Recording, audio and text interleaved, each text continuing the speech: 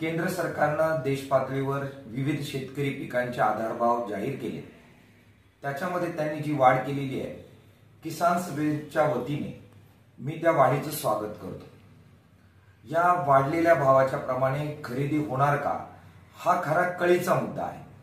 सोयाबीनचे भाव मागच्या वेळी सुद्धा काही प्रमाणात वाढवले, मात्र प्रत्यक्षामध्ये जितकी खरेदी शेतकऱ्यांकडून महाराष्ट्रामध्ये व्हायला पाहिजे ती झाली नाही। मुदतीत वाढ करून सुद्धा मोठ्या प्रमाणात सोयाबीन शेतकऱ्यांकडेच राहिले।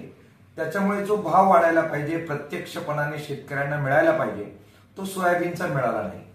कापूस, सोयाबीन जी मुख्य पिकं आहे ती सरकार पुरेशा प्रमाणात आणि विहित मुदतीमध्ये जोपर्यंत खरेदी करत नाही आणि त्याला मुदतीचं बंधन न लादता प्रत्यक्ष शेतकऱ्यांना भाव जोपर्यंत मिळत नाही, भावात बाजारामध्ये सुधारणा होत नाही, तोपर्यंत ही खरेदी सुरू ठेवण्याचं आश्वासन आणि हमी जोपर्यंत सरकार देणार नाही, अशा प्रकारे कागदावर वाढलेल्या भावाला काहीही अर्थ नाही, ही किसान सभेची भूमिका आहे।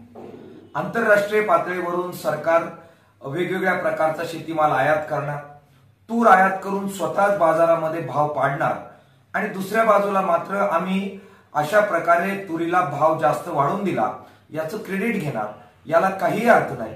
सरकारने आयात निर्यातीची धोरणं अशा प्रकारे घ्यावी, बाजारात सरकारी खरेदी इतक्या प्रमाणात आणि इतक्या दिवस करावी जेणेकरून परस्पर बाजारातच सरकारने जाहीर केलेल्या बाजारभावापेक्षा किफायतशीर भाव शेतकऱ्यांना मिळेल। त्या प्रकारची हमी जर सरकार देत असेल तरच या वाढीला अर्थ आहे, अन्यथा बोलाची कढी बोलाचा भात याशिवाय या वाढीला कोणताही अर्थ शेतकऱ्यांच्या नजरेमध्ये राहत नाही।